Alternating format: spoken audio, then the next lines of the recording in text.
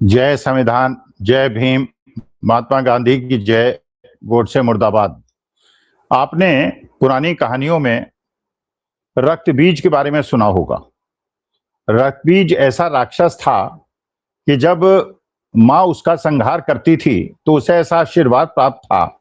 ऐसा वर प्राप्त था कि जहां जहां उसका रक्त गिरता था वहां वहां और रक्त बीज पैदा होते जाते थे।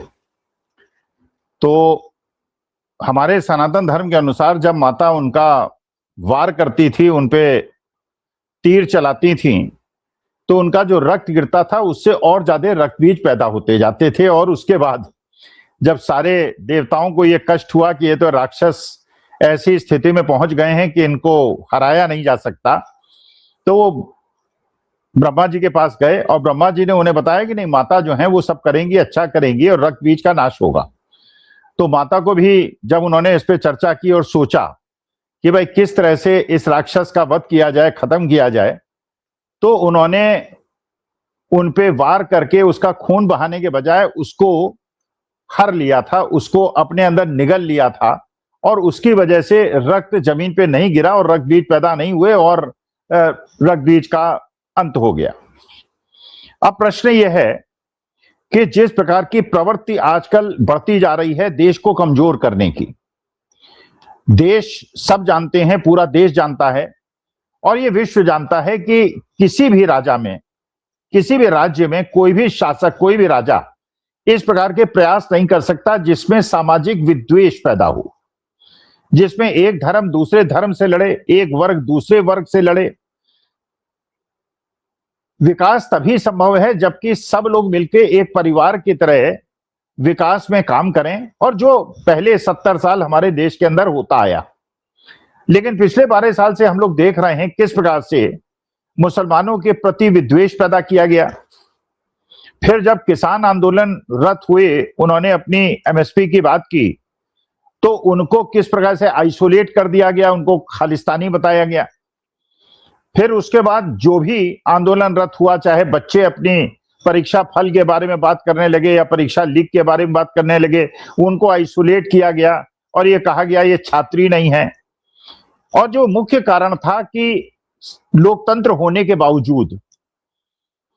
सत्ता पे कोई असर नहीं पड़ रहा था, उसका एक कारण तो यह था कि जो आंदोलन हो रहे थे वो बंट बंट के हो रहे थे, अलग अलग वर्ग और अलग अलग समाज के अंश द्वारा हो रहे थे, नंबर एक। नंबर दो, हमारे देश के अंदर जिस प्रकार से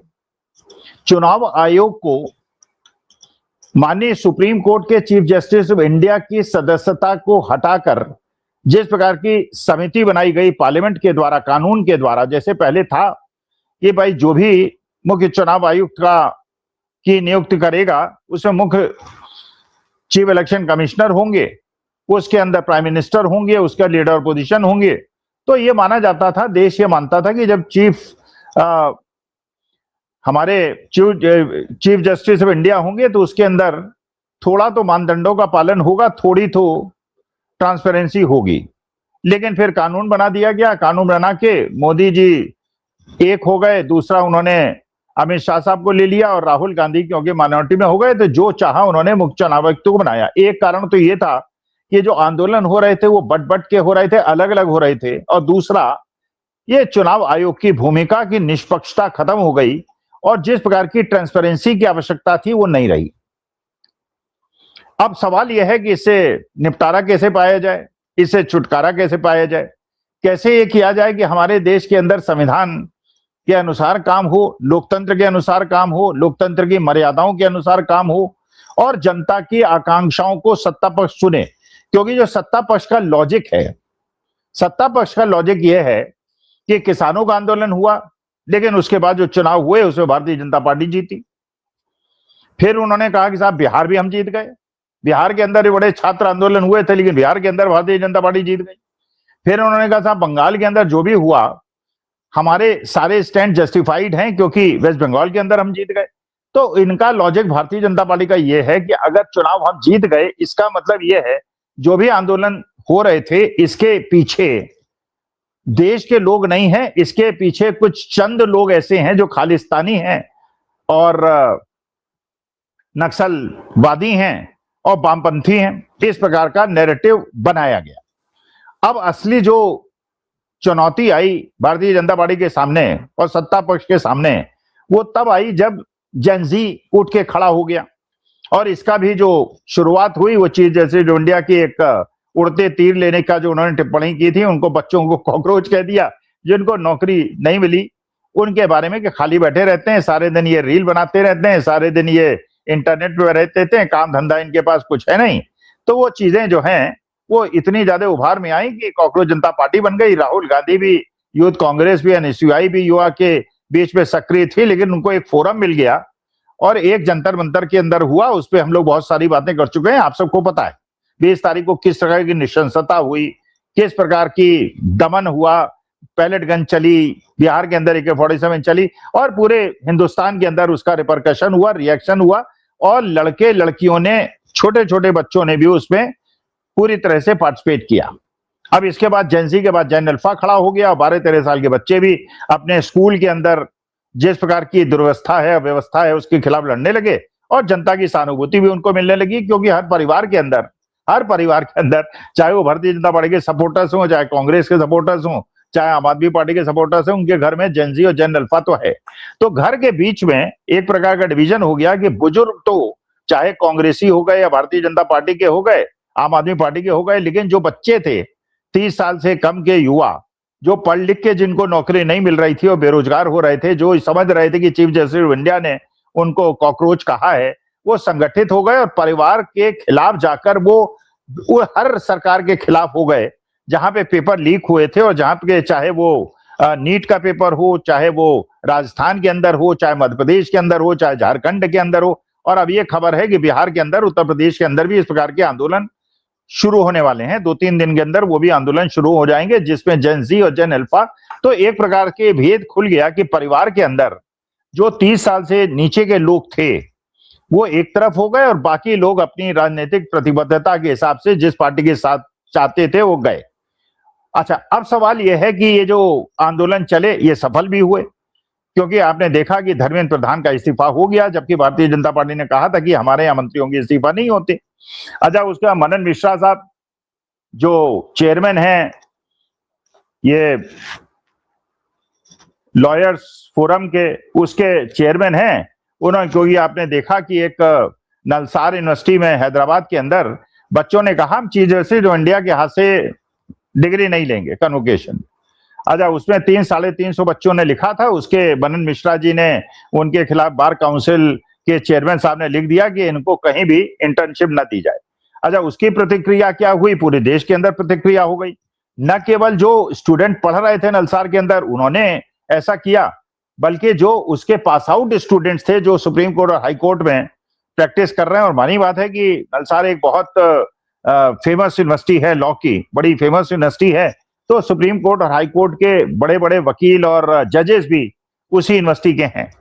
अच्छा, उसके बाद इतनी तगड़ी प्रतिक्रिया हुई कि मनन मिश्रा जो भारतीय जनता पार्टी के राज्यसभा के सांसद हैं उनको माफी भी मांगनी पड़ी और विड्रॉ भी करना पड़ा। अच्छा, इसके बाद बेंगलोर की भी जो लॉ यूनिवर्सिटी है उसके भी बच्चों ने लिख के दे दिया कि हम चीफ जस्टिस ऑफ इंडिया के हाथ से डिग्री नहीं लेंगे, और भी यूनिवर्सिटी से इस प्रकार की प्रतिक्रिया आने लगी। तो चीफ जस्टिस ऑफ इंडिया को मनन मिश्रा साहब ने फंसा दिया।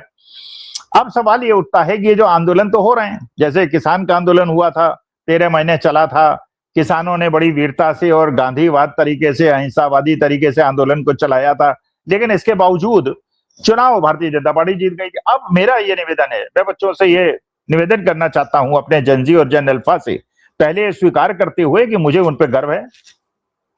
वो जो कर रहे हैं वो सही कर रहे हैं, अपने अधिकारों के लिए लड़ रहे हैं, लोकतांत्रिक रूप से लड़ रहे हैं, अहिंसात्मक रूप से लड़ रहे हैं, जो संविधान प्रदत्त अधिकार है उसके हिसाब से लड़ रहे हैं, गांधीवाद के तरीके से लड़ रहे हैं। वो स्कूल के अंदर प्रशासन से, इंस्पेक्टर ऑफ स्कूल से, डीएम साहब से निवेदन कर रहे हैं स्कूल में जो व्यवस्था होनी चाहिए बच्चों के लिए वो हो,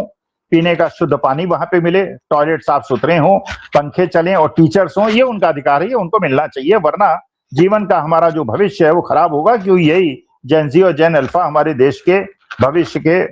चलाने वाले लोग हैं। अब सवाल यह है कि सारे आंदोलन के बावजूद, अगर सारे आंदोलन के बावजूद जो ये इलेक्शन होने वाले हैं 6-7 महीने के बाद उत्तर प्रदेश में, पंजाब में और बाकी स्टेट्स में, अगर इसमें भारतीय जनता पार्टी जीत गई, जिस प्रकार से वो बंगाल में जीती है और बिहार के अंदर जीती है, और जिसके जीतने में अगर चुनाव आयोग कोई खेल कर गया, ज्ञानेश कुमार गुप्ता कोई खेल कर गए, तो बड़ी मुश्किल होगी। फिर वो ये जस्टिफिकेशन भारतीय जनता पार्टी वाले देंगे, वो तो ये कहेंगे कि साहब चुनाव हम जीत गए, इसका माने जेनजी और जन अल्फा ने जो आंदोलन चलाया था इनको ज्यादा बच्चों का सपोर्ट नहीं था, और जबकि वास्तविकता ये नहीं होगी। आप जानते हैं कि कैसे बिहार के अंदर 10,000 रुपए दे के महिलाओं को इलेक्शन के 2 दिन पहले, और अब ये सुन रहे हैं उत्तर प्रदेश के अंदर भी पैसे बांटे जाएंगे महिलाओं को, और ये इन प्रकार इलेक्शन जीतने का प्रयास होगा। लेकिन अब असली प्रश्न है कि ऐसी परिस्थिति में जहां चुनाव आयोग निष्पक्ष चुनाव कराने के लिए तैयार ही नहीं है, और भारतीय जनता पार्टी इस बात के लिए पूरी तरह से तैयार है कि अगर वो चुनाव ये इन प्रकार बेईमानी करा के जीत जाए, तो उसके बाद ये जस्टिफिकेशन दे कि हम क्योंकि चुनाव जीत गए हैं इसलिए ये बच्चों के और किसानों के। मैं बच्चों से ये निवेदन करना चाहता हूं, जेनजी जन अल्फा से ये निवेदन करना चाहता हूं कि मैं आपसे ये कहता हूं कि ये जो आप स्ट्राइक कर रहे हैं और जो एजिटेशन कर रहे हैं अपने स्कूल के इंफ्रास्ट्रक्चर को इंप्रूव करने के लिए, पेपर लीक को रोकने के लिए, नौकरियों के जो रिक्त पद हैं उनको करने के लिए, और बिल्कुल एक प्रकार की ट्रांसपेरेंट शिक्षा व्यवस्था है और ट्रांसपेरेंट परीक्षा व्यवस्था है, उसके लिए वो तो बिल्कुल ठीक है। लेकिन आपको अगर अपने फल चाहिए और इस लॉजिक को खत्म करना है भारतीय जनता पार्टी के, क्योंकि हम इलेक्शन जीत रहे हैं इसलिए ये सारे बच्चों के और किसानों के और मजदूरों के सारे आंदोलन बेकार हैं, उसके लिए अब आपको एकजुट होकर, पूरे देश को एकजुट होकर, चाहे वो श्रमिक हो, चाहे वो किसान हो, चाहे वो छात्र हो, चाहे जो भी राष्ट्र के हित में सोचने वाले लोग हैं, जो भारत को अपनी माता समझते हैं और भारत के संविधान पे और महात्मा गांधी के सिद्धांतों जिन पे विश्वास है, उनको ये आंदोलन चलाना चाहिए कि चुनाव आयोग ने जिस प्रकार की ट्रांसपेरेंसी की उनसे अपेक्षा थी वो नहीं किया। तो 3 डिमांड पे अगर पूरा देश जो लीड करे, ये जेनजी और जन अल्फा, जैसे राहुल गांधी ने पुणे जा रहे हैं, अभी वो कोटा गए थे, फिर उसके बाद वो प्रयागराज गए थे, फिर उसके पहले वो देहरादून गए थे, अब वो पुणे जा रहे हैं। अब पुणे के अंदर जो कार्यक्रम है वो केवल लड़कियों के लिए है, उसमें केवल छात्राएं होंगी, और ये बड़ा अच्छी कदम इसलिए है, हमने देखा है कि हमारे देश की जो बच्चियां हैं वो बिल्कुल हर जगह आगे बढ़ के चल रही हैं, और जन अल्फा के अंदर भी जो आंदोलन चल रहा है उसकी भी लीडरशिप भी लड़कियां ले रही हैं। कहीं भी पदक जीतने की बात होती है, किसी भी परीक्षा फल की बात होती है, तो लड़कियां ही उसमें आगे रहती हैं। तो ये मैं निवेदन करना चाहता हूं कि 3 डिमांड अगर बच्चे मिलकर, किसान मिलकर, श्रमिक मिलकर सामने रखें, तभी उनके जो ये श्रम है और इनके जो आंदोलन है वो सफल होंगे। वरना भारतीय जनता पार्टी फिर अपनी राजनीतिक सफलता, चुनावी सफलता को इससे जोड़कर, तो 3 डिमांड अगर आप चुनाव आयोग और एक आंदोलन एकीकृत हो और गांधीवादी हो, अहिंसात्मक हो, 3 डिमांड अगर हो जाएं, पहला तो यह है कि जो चुनाव आयुक्त हैं उनका जो सिलेक्शन हो, वो सिलेक्शन में चीफ जस्टिस ऑफ इंडिया हो, प्राइम मिनिस्टर ऑफ इंडिया हो, लीडर अपोजिशन हो, नंबर 1। नंबर 2, हर पोलिंग बूथ की पूरे सुबह से लेकर शाम तक उसकी सीसीटीवी फुटेज हो, और ये सीसीटीवी फुटेज सबको दिखाई जाए। जिस पोलिंग बूथ पर मैं वोट देता हूं, मुझे अधिकार है कि वहां लिंक मुझे मिले, उस लिंक से मैं देखूं कितने वोट पड़े, कौन वोट डाल रहा है, 5 बजे के बाद कितने वोट पड़े, वरना जो 7-8% वोट 5 बजे के बाद बढ़ाए जाते हैं वो ना हो सके, और बिल्कुल ट्रांसपेरेंट वे पे हो। जो चुनाव आयुक्त का ये लॉजिक था कि महिलाएं होती हैं, उनकी कैसे हम उन्हें कैसे सामने ला सकते हैं, कैसे, अरे भाई जब वहां पे सब लोग वोट देने जा रहे हैं तो मानी बात है कि वो सब उनको देख ही रहे हैं कौन वोट देने जा रहा है, कौन नहीं देने जा रहा है, तो उसकी सीसीटीवी फुटेज ली ही जाती है कि उसकी ट्रांसपेरेंसी हो। तो जितने भी पोलिंग बूथ के अंदर की कार्रवाई हो पूरी सीसीटीवी फुटेज से हो, जब उसको काउंटिंग स्टेशन तक ले जाया जाए उसकी भी पूरी सीसीटीवी फुटेज हो और सबको उपलब्ध हो। जब वहां पे जिस दिन काउंटिंग हो वहां पे भी काउंटिंग का पूरा समय जो है वो सीसीटीवी फुटेज सबको दिखाई जाए, सब देख सकें उसे, वहां पे लाइट न जाए उसकी पूरी व्यवस्था की जाए। क्योंकि जो अभिषेक बनर्जी ने बंगाल में 2 प्रकार के आरोप लगाए,